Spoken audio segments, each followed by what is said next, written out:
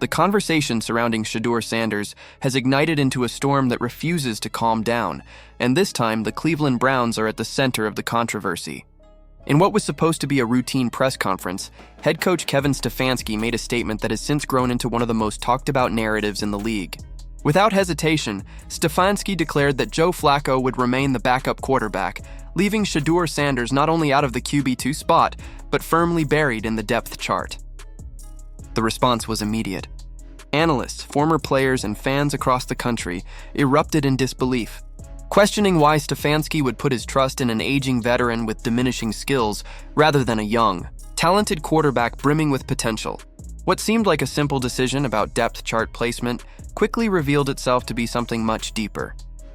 The reality is that this isn't just about who plays behind Dillon Gabriel. This decision has unearthed discussions about control, politics, perception, and how the NFL treats rising talent when it doesn't fit neatly into their narrative.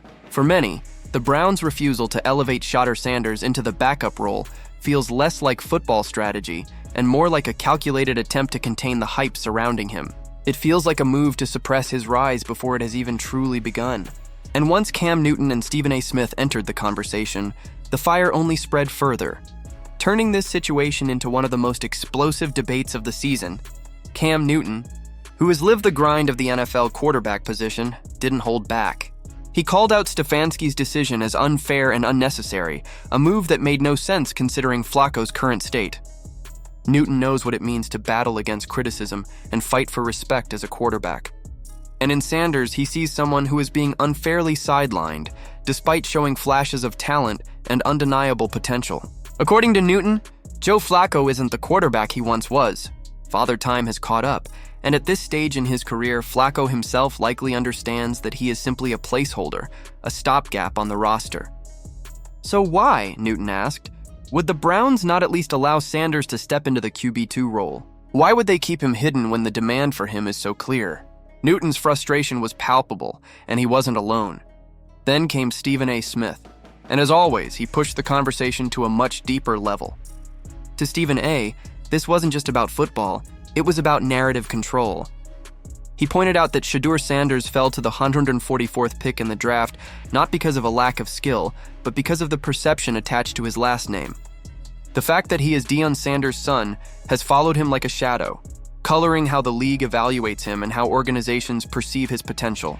In Stephen A.'s eyes, the Browns' refusal to promote Sanders is part of a larger attempt to quiet the noise surrounding him, to slow down the momentum that fans and media have been building.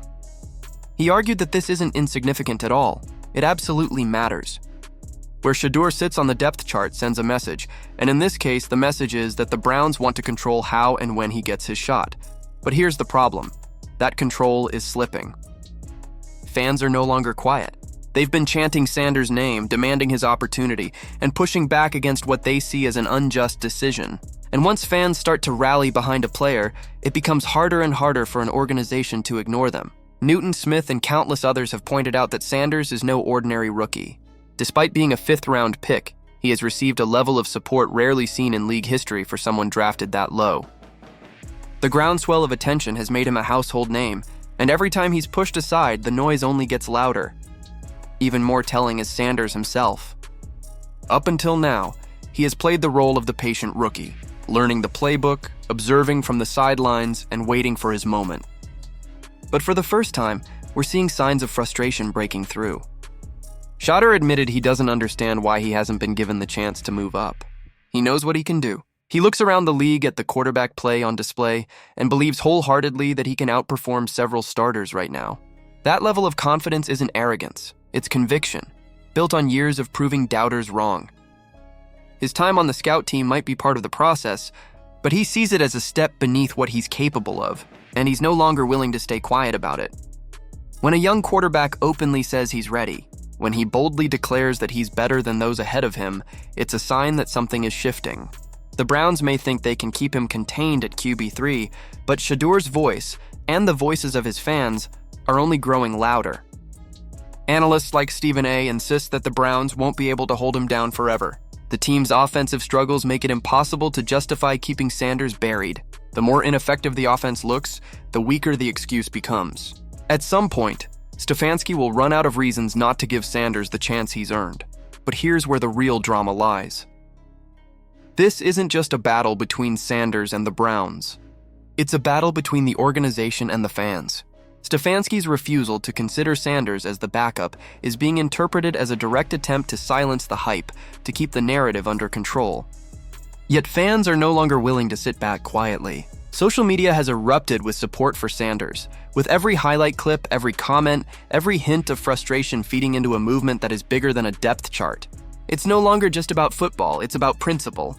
Fans believe Sanders deserves his chance, and they're determined to hold the Browns accountable until he gets it. Meanwhile, Sanders is showing no signs of backing down.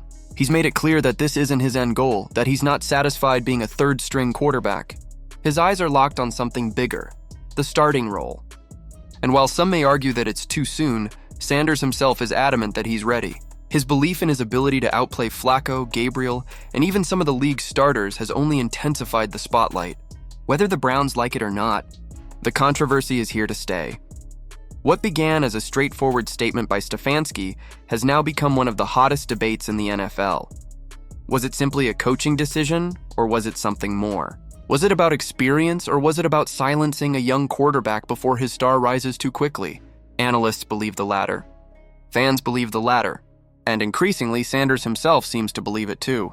The Browns are playing with fire, because every day they delay giving him his chance. The demand only grows stronger. The NFL is a league built on opportunity, and history has shown us that when a player is ready, trying to hold him back only makes the eventual explosion bigger. Shadur Sanders has the fire, the confidence, and the determination to seize his chance when it comes. The only question is how long the Browns can realistically keep him on the sidelines before they're forced to face reality. This situation has evolved into more than football. It's a battle of wills, of perception and of control. And it may ultimately come down to the fans. The louder they get, the harder it will be for the Browns to ignore them. If they keep calling his name, if they keep demanding his opportunity, they may very well push the organization into a corner. Because in the NFL, pressure always finds a way to break through. And right now, the pressure surrounding Shadur Sanders is impossible to ignore. So what do you think? Are the Browns deliberately keeping Shadur Sanders down to control the narrative? Or is this just part of the natural progression for a rookie quarterback? Let us know in the comments.